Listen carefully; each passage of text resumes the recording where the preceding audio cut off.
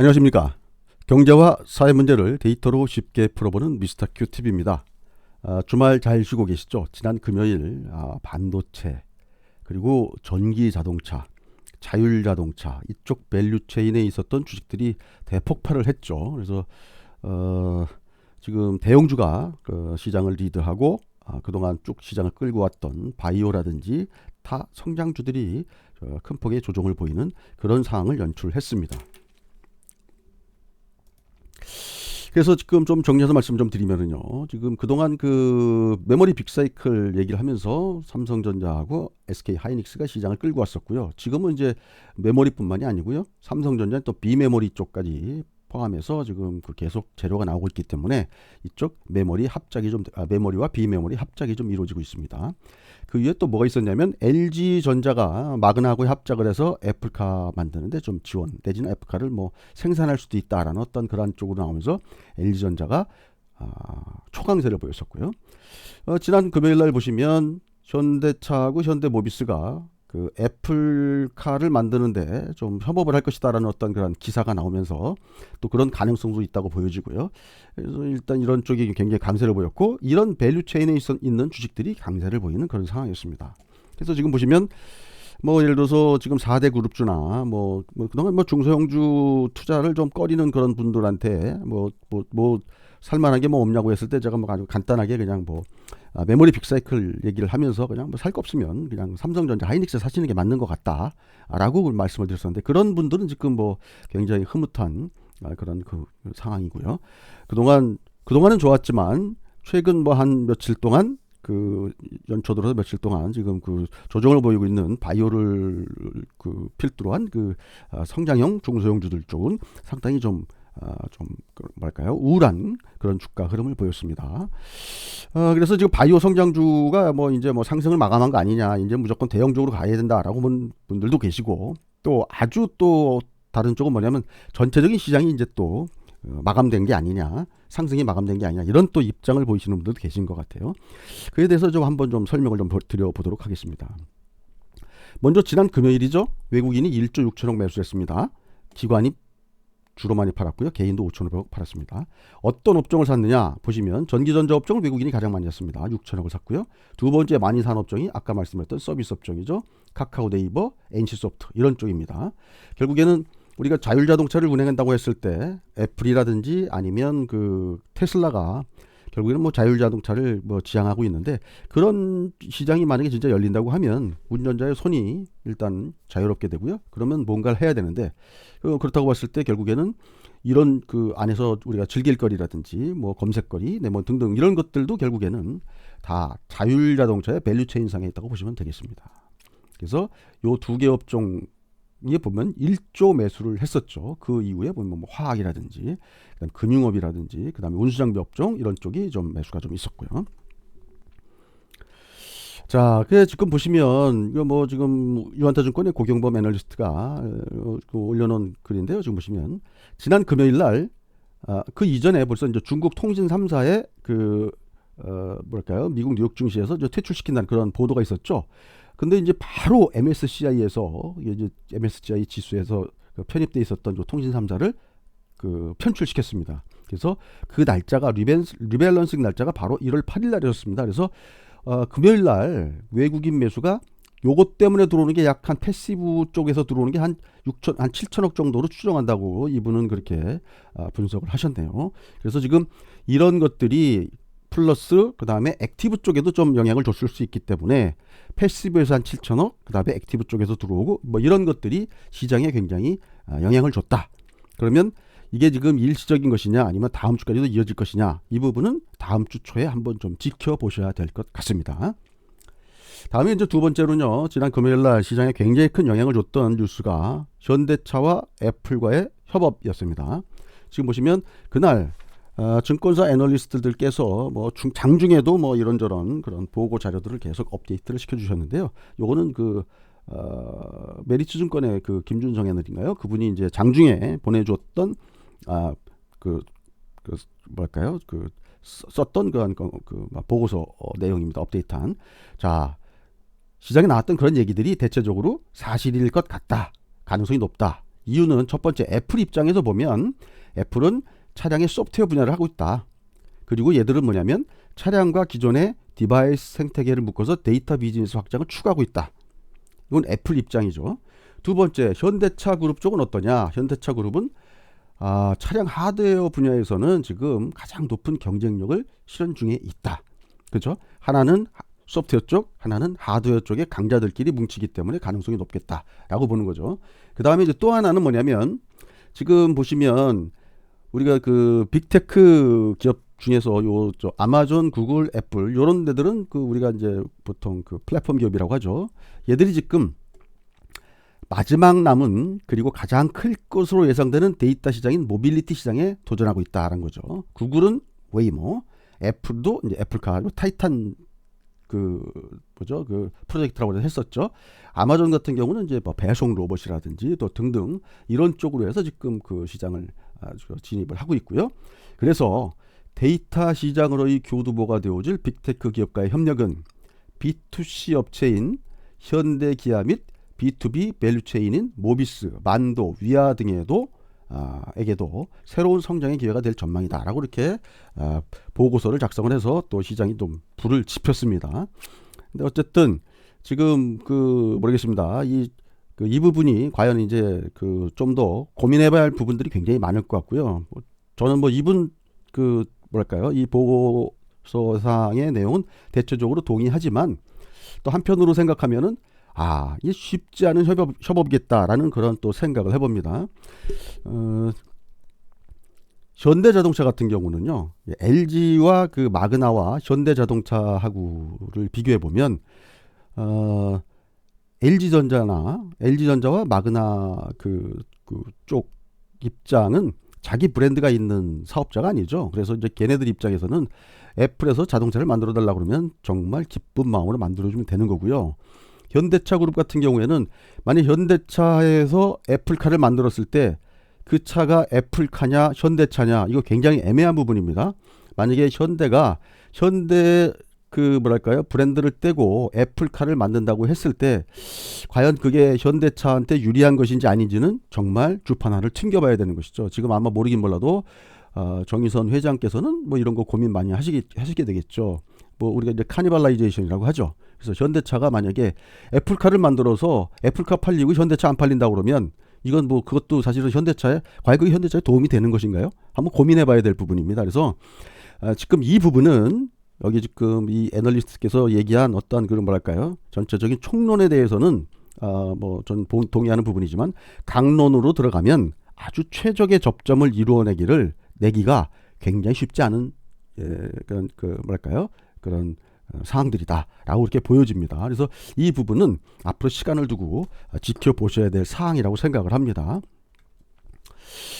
전체적인 시장과 관련해서요, 전체적인 시장에 대해서 조정을 예고하는 목소리가 지금 굉장히 높습니다. 그래서 이제 사실 지금 시장을 보면 언제라도 조정이 나와도 이상하지 않은 시점이라고 말씀드릴 수가 있죠. 그래서 지금 그 이유는 대체적으로 보면 좀 버블이 너무 심하다 이렇게 얘기하시는 분들도 많고요. 지금 버블이 심하다 그러면 한 달 전에도 심했었고요. 2달 전에도 심했었습니다. 그런데 왜 지금 조정을 받아야 되느냐라는 것이죠. 그러면 지금이 아니라 그러면 그럼 언제쯤 조정이 나올 가능성이 있느냐. 이런 것들에 대한 얘기들이 지금 좀 논의가 좀 돼야 될 부분입니다. 자, 제가 이제 그래서 제 나름대로는 시장에서 계속 지켜본 루틴이 있다고 말씀드렸죠. 첫 번째, 달러죠. 여기 보시면 90.023면 살짝 지금 달러가 강한 흐름으로 지금 돌아섰습니다. 자, 원달러 환율도 보겠습니다. 달러 원도요. 지금 보시면 1296원에서요.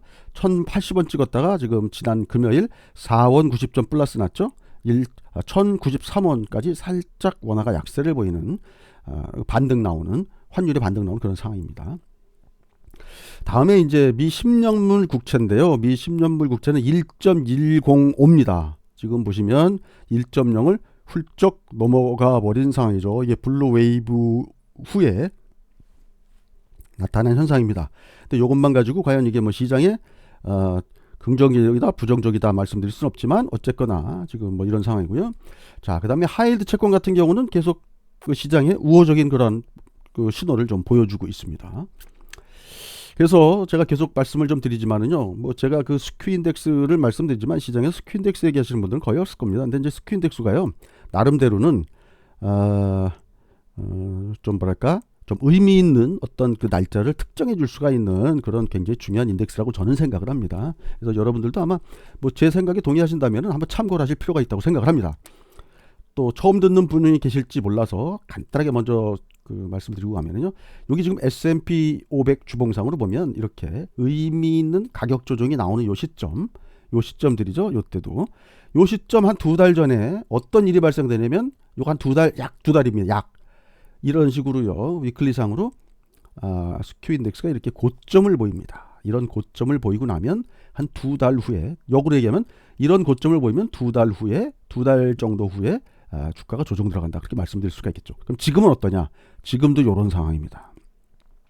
이걸 위클리가 아닌 데일리로 보겠습니다. 6월 30날 고점을 찍고요, 그로부터 두 달 후인 9월 2일 3일 그때쯤 돼서 주가가 조정이 나왔습니다. 자, 지금은 어떻습니까? 12월 거의 말 정도 되겠죠. 이때 고점이 나왔습니다. 그리고 지금 보시면 여기서 굉장히 헷갈리게 했지만 지금 아래로 쭉 내려서 139니까요. 지금 148대를 찍었다가 지금 이런 상황이라서 12월 20 며칠 정도 되는데요. 그러면 두 달 정도 후라고 그러면 2월 20 며칠 정도 되겠죠. 자, 일봉으로 보겠습니다. 이거 다시 한번 아까 말씀드리면은요, 주가가 이렇게 조정이 나오기 바로 전에 한 두 달 전쯤에 여기서 지금 그 뭐랄까요, 스큐 인덱스상이 고점이 나왔다고 말씀드렸죠. 요때도 마찬가지입니다. 요때 고점 찍고 조정이 나왔는데 요때도 보면 두 달 전쯤에 이런 고점이 났었고요. 역으로 얘기하면 이때 고점 나오고 두 달 있다가 조정 나왔다는 얘기죠. 여기서 고점 나오고 두 달 있다 조정 나오는데, 여기서 고점 나오고 그 다음 그 조정 이 나오는 그 시기까지는 어떻습니까? 대체적으로 보면 주가가 흐름이 나쁘지 않다. 이때는 굉장히 강했다라고 말씀을 좀 드릴 수 있겠습니다. 그럼 지금도 요때 지금 고점이 나왔기 때문에 지금 현재 어떻습니까? 이런 흐름이 지금 한 두 달간 진행될 가능성이 있다고 말씀드릴 수가 있겠습니다. 다음에는 우리가 주식을 그 투자함에 있어서 과연 이제 주식시장이 얼마나 매력적이냐라고 했을 때, 제가 전에도 한번 실질금리에 대해서 한번 말씀을 드렸었습니다. 실질 금리 측면에서 에서도 좀 말씀드립니다. 지금 보시면 이게 지금 우리가 기대 인플레로 많이 쓰는 인덱스입니다. 수치입니다. 지금 보시면 여기가 보시면 2.06 정도가 되죠. 자, 실질금리는 제가 말씀드렸죠. 명목금리에서 빼기 기대 인플레. 그러면 지금 명목금리는 좀 전에 보여드렸던 미 10년물 국채죠. 1.105였습니다. 여기서 빼기 기대 인플레가 2.06이었죠. 바로 전에. 그래서 지금 보시면 이게 마이너스 0.955입니다. 지금 보시면 실질 금리가 마이너스이기 때문에 돈을 가지고 있으면 일단 손해가 나는 그런 국면이라고 보는 거죠. 그렇다고 그러면 주식이 됐던 뭐가 됐던 이 반대편에 있는 자산 쪽에다가 돈을 갖다 박아놓는 게 더 유리하다는 그런 얘기가 되겠죠. 그래서 만약에 지금 보시면 제일 좋은 건 실질금리가 만약에 시장에 좋은 방향으로 가려면 어떻게 하면 됩니까? 명목금리, 요 앞에 거죠. 명목금리는 낮아지고 기대인플레는 높아지면, 그죠? 여기 앞에가 마이너스니까 요 마이너스 값이 더 커지겠죠. 실질금리가 마이너스가 커지면 커질수록 오히려 더 이런 그 자산시장 쪽으로는 좋겠죠. 그래서 그런 흐름을 가야 되는데, 과연 명목금리하고 기대인플레가 그렇게 각각 따로따로 움직이는 인디펜던트한 그런 변수들이냐라고 봤을 때 이거는 상호 독립적이지 않다. 인플레가 계속 높아지면 금리도 어떻게 됩니까? 올라가겠죠. 그래서 지금 보시면 이게 내려가고 얘가 올라가면 가장 좋은데, 이제 대체적으로 보면 같은 방향으로 움직입니다. 얘가 움직이면 얘도 윗방향으로 가고요. 내려가면 또 얘도 내려가는 그런 흐름을 보인다고 말씀드리겠죠. 단지 얘가 움직이는 것보다 뒤에 게 움직이는 게 더 크면 되죠. 그러니까 결국에는 뭐냐면 뒤에 마이너스가 값이 커지면 커질수록 실질 금리는 더 낮아진다는 그런 얘기가 되겠습니다. 그래서 지금 앞으로도 지금 보셔야 될 부분들이, 이 기대 인플레가 만약에 점점 커지면 나중에 이 금리, 명목금리도 높아지는 그런 흐름이 나올 수가 있기 때문에, 그런 그 흐름이 나올 수가 있기 때문에 이 기대 인플레가 어떻게 나오는지 앞으로도 좀 지켜보셔야 되는데, 지금 현재까지는 어떻습니까? 그렇게 고민할 자리는 아니다, 그렇게 말씀드리고요. 그래서 지금 아직까지는 주식시장 쪽에도 좀 뭐랄까요, 매력적인 부분이 남아있다라고 말씀드릴 수 있겠습니다. 그 다음에는 이제 그 아까도 말씀드렸다시피 대형주가 이제 뭐 계속 앞으로 장을 끌고 갈 것이다. 그러면 이제 바이오, 특히 이제 바이오 관련된 주식들이 이제 끝난 거 아니냐 이렇게 말씀하시는 분들 계신데요. 저는 이제 이번 그 상승장에서 이런 생각을 했었습니다. 과거에도 보시면은요. 2015년, 2017년도에 제가 이제 그 이 뭐랄까요? 이 유튜브 방송을 제가 올 그 3월 말일자인가요? 그때부터 시작을 했는데 그때 아마 초창기에 제가 그 올렸던 영상에 그런 말씀을 한번 드렸었습니다. 2015년도에는 한미가 시가총액을 10조를 넘었었고요. 2017년도에는 신라젠이 10조를 넘었습니다. 물론 바이오 업종에 있었던 뭐 예를 들어서 삼성바이오라든지 셀트리온이나 이런 데들은 실적이 동반되면서 그 했던 거기 때문에 그런 것들은 일단 열외로 좀 제껴놓고요. 일단 실적이 아닌 어떤 기대감 내지는 어떤 그 라이센싱 아웃이라든지 뭐 등등 이런 것들로 인한 시가총액이 과거에는 보면 10조 원을 한 번씩 돌파했었거든요. 그럼 과연 이번 상승장이 과거 상승장보다 약한 상승장이냐라고 봤을 때 저는 그렇게 보지는 않거든요. 그때보다 훨씬 더 강한 장이라고 보여지기 때문에 저는 사실은 좀 기대를 좀 많이 했던 건 뭐냐면 이번에는 정말 과거보다 좀 10조 원 넘어가는 주식들이 좀 다수 나올 수도 있겠다. 나는 그런 생각을 했었는데 아직까지 지금 보면은 10조 원 돌파하는 주식이 아직 나오진 않았던 것 같아요. 반면에 뭐 이런 건 있습니다. 뭐 지금 보면 신풍제약 같은 경우가 10조가 넘었었죠. 근데 이거는 제가 보기에는 약간 대표성이 좀 떨어지는 그런 주식이기 때문에 이걸 가지고 뭐 10조 원 돌파한 주식이라고 말씀드리기 좀 어려울 것 같긴 합니다. 그래서 제가 생각하기에는 뭐 예를 들어서 한미 사이언스라든지 이번에 뭐 예를 들어서 이제 뭐죠 그 백신 CMO 관련해 가지고 뭐 이제 뭐 얘기가 잘 되면 또 가능성이 있겠다. 내지는 알테오젠도 이러저러한 또 뭐 그 라이센싱 아웃이 지금 계속 이루어지고 있는데 얘도 지금 보시면 지금 시가총액이 4.5주 정도 되죠. 여기는 한 5.5주 정도 되는 것 같은데요. 이제 이런 것들 등등 어떤 것들이 10조가 넘을지 모르지만 한번 그런 쪽으로 한번 좀 그 시장이 조정 들어가더라도 조정 들어가기 전에 한번 그런 흐름이 나오지 않겠는가라는 게 저는 이제 그렇게 기대를 좀 해봅니다. 자, 한미 사이언스가요. 좀 보시면은 지금 보시면 코로나 치료제 백신 개발 관련해 가지고 광속 TF를 발족했다고 기사가 나왔었는데요. 이 한미 약품 이쪽 그 회사가 굉장히 지금 그 이 관련돼서 지금 뭐랄까요?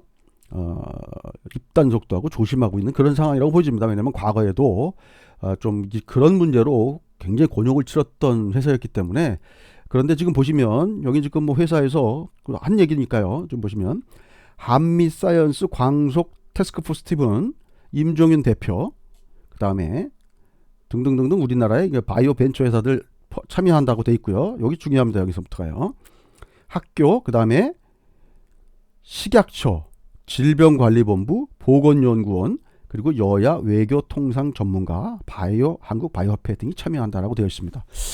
자, 이 부분이 지금 보시면 한미 입장에서 보면 굉장히 그 민감할 수 있는 부분이죠. 식약처, 그 다음에 질병관리본부, 보건연구원, 뭐 이런 쪽 괜히 말 잘못했다가 나중에 뭐 역공을 당할 수 있는 그런 부분들이었는데 지금 아직까지도 아무 문제가 지금 없는 거 봐서는 지금 뭔가 굉장히 지금 그 모더나 백신과 관련해서 뭔가 좀 이루어지고 있는 게 아닌가라는 그런 추측이 가능하게 만듭니다. 그래서 지금 한미 사이언스 같은 경우도 만약에 그 모더나 관련돼서 CMO 그러니까 원액을 만드는 그 CMO를 만약에 역할을 담당하게 된다고 하면 한미 입장에서도 굉장히 그 큰 기회가 될 수 있을 거라고 그렇게 생각을 합니다. 왜냐하면 앞으로도 이 RNA 관련해서 치료제들 시장이 굉장히 이제 앞으로 커진다고 보기 때문에 그 관련된 CMO로서의 어떤 그런 그 회사의 어떤 뭐랄까요 정체성이 또 한 번 이제 여러 가지 일을 하게 되는 거죠. 시작뿐만이 아니고 CMO까지도. 그래서 지금 한 단계 회사를 올려놓을 수 있는 그런 재료라고 보여집니다. 단 이게 지금 아직 결정된 부분들이 아니기 때문에 이런 것들이 있다는 거죠. 그러니까 혹시 이런 데에서 만약에 좋은 내용이 나온다 그러면 상황은 달라질 수 있다고 보입니다. 다음에 이제 알테오젠입니다. 알테오젠은 이번에 사실은 좀 라이센싱 아웃 계약이 있었습니다. 좀 보시면 계약금을 600만 불, 66억 원, 그 다음에 이제 마일스톤으로 1억 900만 달러, 1200억을 받는다고 일단 나왔는데, 시장에서 기대하던 그 규모하고는 많이 다른 그 내용입니다. 그래서 지금 보시면, 그 내용에 대해서 이제 우리 여기 박순재 알테오젠 대표께서 설명을 하셨어요. 그래서 이제 이데일리에 나온 기사를 제가 한번 말씀 좀 드려보도록 하겠습니다.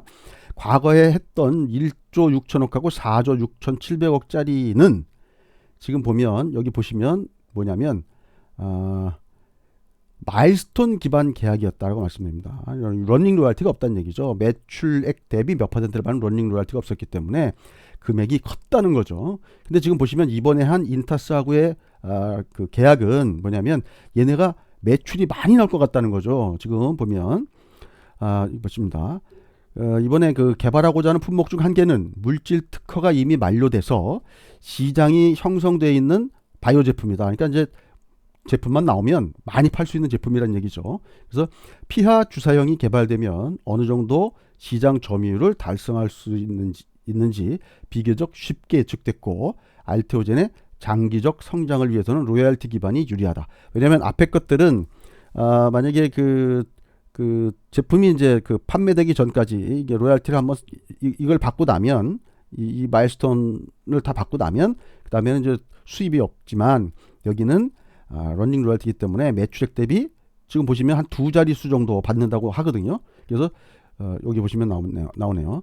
순매출 규모에 따라 최대 두 자릿수 %의 로열티를 확보했다. 이렇게 나옵니다. 그래서 지금 보시면 회사 입장에서는 요 계약이 대충 한 2조 원 정도의 가치가 있는 계약이다라고 하는 거죠. 그래서 지금 보시면 앞서 했던 두 번의 계약하고 비교했을 때 결코 작은 금액은 아니다라는 회사 측 설명입니다. 그리고 또 하나 박 대표가 뭐라고 말씀하셨냐면 현재 몇 개 기업과 물질 이전 계약 하에서 활발히 논의하고 있다. 앞으로도 추가로 더 계약이 이루어질 것들이 있다라는 그런 얘기가 되겠습니다. 그래서 이런 부분들을 한번 좀 염두에 두실 필요가 있겠다라고 생각을 합니다.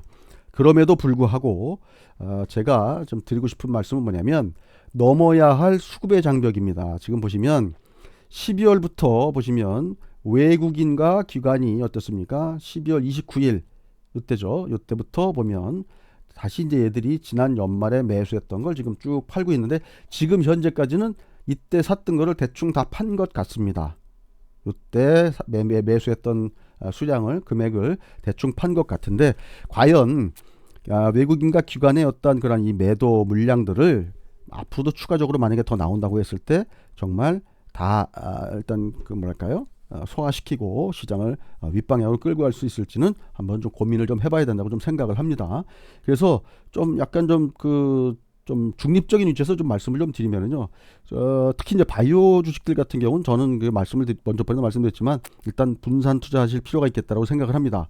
회사 내용은 좋고 지금 앞으로도 추가적으로도 계약할 것이 있다고 하지만 지금 현재 시장에서 수급이 만약에 뒷받쳐 주지 않는다고 하면 이걸 뭐 사실은 누군가 이게 끌어올리는 주체가 있어야 되는데 지금 보시면 개인들이 지금 열심히 좀 매수를 했죠. 그래서 지금 이 부분들이 이제 과연 앞으로 이제 어떻게 움직일 것이냐 한번 고민을 좀 해봐야 될 부분입니다. 내용은 지금 아직까지도 추가적으로 더 계약이 터질 것들이 좀 있다고 일단 회사 측에서도 좀 말씀을 하시고 계시고 하기 때문에 기대는 되지만 이런 수급의 장벽을 한번 넘어야 될 그런 어떤 위치에 있다라는 그런 말씀을 좀 드립니다.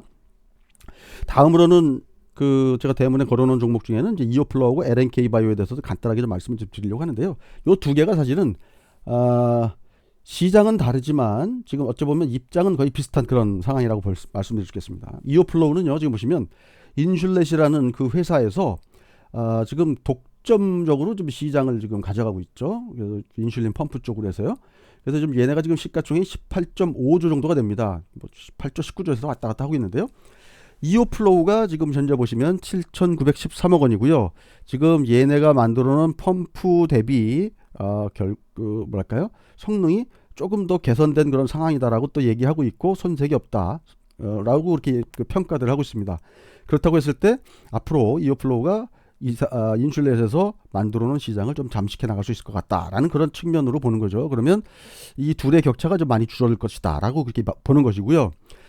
LNK 같은 경우도 마찬가지입니다. 뭐 제가 LNK 바이오도 뭐 예전에 한번 좀 영상 올려드린 게 있기 때문에 그때 한번 보시면 되겠지만 얘들은 뭐냐면 그 익스펜더블 케이지라고 해서 이제 척추 수술 때 들어가는 임플란트입니다. 지금 보시면 앞서 글로버스 메디컬이라는 회사가 지금 시장을 먼저 좀그 독점적으로 지금 가져가고 있죠. 얘네가 지금 시총이 한 8조 원 정도 됩니다. 그래서 지금 보시면 LNK 바이오가 지금 개발해 놓은 제품들이 얘네 것보다 이오플로하고 비슷하죠. 그러니까 좀 더 좀 뭐랄까요, 업그레이드된 제품이라고 또 얘기를 하고 있습니다. 그리고 지금 앞으로도 FDA의 승인을 더 받을 것 같다는 그런 얘기고요. 그러나 이제 이런 것들이 있습니다. 그래서 지금 보시면 시장에서 지금 이 둘도 이제 격차가 많이 줄어들어야 된다라고 그렇게 얘기를 좀 하고 있는 것 같고요. 단지 이제 LNK 바이오 같은 경우가 지금 그 뭐랄까요, 이 빅5 안에 있는 회사하고 그 MOU를 체결한 그런 상태라고 하는데요. MOU라는 거는 뭐 아시다시피 또 본계약이 이제 그 뭐랄까 후속적으로 나와줘야 이게 이제 또 얘기가 되는 거겠죠. 그래서 지금 과연 후속적으로 본계약이 이루어지는지 여부도 봐야 될 것 같고요. 두 번째는 얘네가 지금 우리가 흔히 얘기하는 그 영업이익률이 굉장히 높은 제품이라고 얘기를 하는데, 만약에 그 MOU가 체결이 되고 본계약이 체결됐을 때, 본계약 체결됐을 때도 과연 그들이 가져가는, 그들에게 납품하는 납품 단가가 과연 그 뭐랄까요, 조그만 어떤 대리점에 그 제공했던 납품 가격하고 공급 가격하고 얼마나 그 차이가 있을지, 이 부분은 한번 좀 고민을 좀 해봐야 될 부분들은 남아 있습니다. 하지만 이 주식을 또 지금 보시는 분들은 지금 보면 지금 뭐 아직까지는 뭐 차이가 많이 나기 때문에 뭐 좋다고 또 얘기하시는 분들도 계신데, 그런 부분들은 좀 약간 좀 중립적인 입장에서 좀 한번 뭐랄까요, 한번 좀 고민을 해보실 필요가 있겠다라고 좀 생각을 합니다. 그래서 제가 이제 이 말씀을 좀 왜 드리냐면, 지금 대형주 중심으로 시장이 움직이면서 중소형주 쪽이 지금 굉장히 어려울 것이다라고 이렇게 말씀을 하시는 분들이 많고, 또 그럴 사실 또 위험성도 또 없잖아, 있습니다. 그러나 다음 주 초에 과연 대형주들이 계속 시장을 끌고 가는지 한번 좀 지켜보시고요. 그러나 좀 더 이제 긴 호흡으로 보면, 인간의 욕구라는 건, 요건 뭐 제가 이제 2000년도 그 벤처버블 때 그때 이제 이런 쪽 주식들을 하면서, 벤처 주식들을 하면서 만날 모여서 했던 얘기들입니다. 인간의 욕구란 결국 뭐냐? 오래 산다는 것, 그죠? 건강하게 오래 산다는 것, 그 다음에 사는 동안 즐겁게 산다는 것, 이 두 가지 욕구만 남는다. 결국 증권시장에도 이 두 가지만 남는다. 오래 산다는 거, 그 다음에 즐겁게 산다는 거, 그리고 이 두 가지를 가능하게 해주는 어떤 그런 플랫폼 내지는 기반 기술, 뭐 이렇게 그 당시에도 얘기했었는데요. 그 상황은 지금도 변함이 없다고 보여집니다. 그래서 너무 뭐 한쪽으로만 이렇게 치우친 생각을 하실 필요는 없을 것 같고요. 그래서 만약에 지금 전체 시장이 죽지 않고 계속 움직이는 그런 시장이라고 한다면, 그러면 또 나의 순서가 또 돌아오는 그런 장이 돌아오니까요. 좀 슬기롭게 시장을 좀 대처하시는 그런 쪽으로 가시면 좋을 것 같습니다. 그리고 주식하시면서 제가 좀 말씀드리고 싶은 건 뭐냐면, 약간 주식도 약간 좀 탄력적으로 하실 필요가 있습니다. 그래서 보시면 주식도 한번 보유 비율을 한번 확 늘렸으면 다음에 한번 또 이익을 챙기면서 한번 이렇게 보유 비율 한번 줄이고 이렇게 탄력적으로 늘렸다 줄였다 하는 그런 어떤 뭐랄까 탄력성 있는 어떤 투자를 한번 해보시는 것도 굉장히 좋습니다. 이게 주식을 하는데 1년 12달 그 100% 그 주식으로 몰빵하는 그런 흐름으로 가면 글쎄요, 굉장히 좀 피곤할 적이 많습니다. 멘탈적으로요. 그래서 그런 어떤 흐름을 좀 스스로 좀 멘탈을 잡고 가려면 좀 탄력적으로 좀 왔다 갔다 좀 늘렸다 줄였다 하는 어떤 그런 것도 의도적으로나마 좀 하실 필요가 있다고 좀 생각을 합니다. 그래서 지금 전체적인 시장에 대해서 말씀 좀 드렸고요. 그리고 이제 대형주의 흐름, 그 다음에 이제 중소형주 흐름에 대해서도 좀 순서가, 저는 뭐 빠르면 다음 주 중에 한번 좀 순서가 좀 올 것 같다는 생각을 하고 있는데 어쩔지는 모르겠습니다. 그래서 지금 저의 바람일 수도 있고요. 그래서 그런 시장 흐름에 대해서 좀 나름대로 염두에 두시고 좀 접근하시면 좋지 않겠나 그렇게 생각을 합니다. 나머지 주말 잘 보내시고요. 다음 주에 다시 뵙겠습니다. 감사합니다.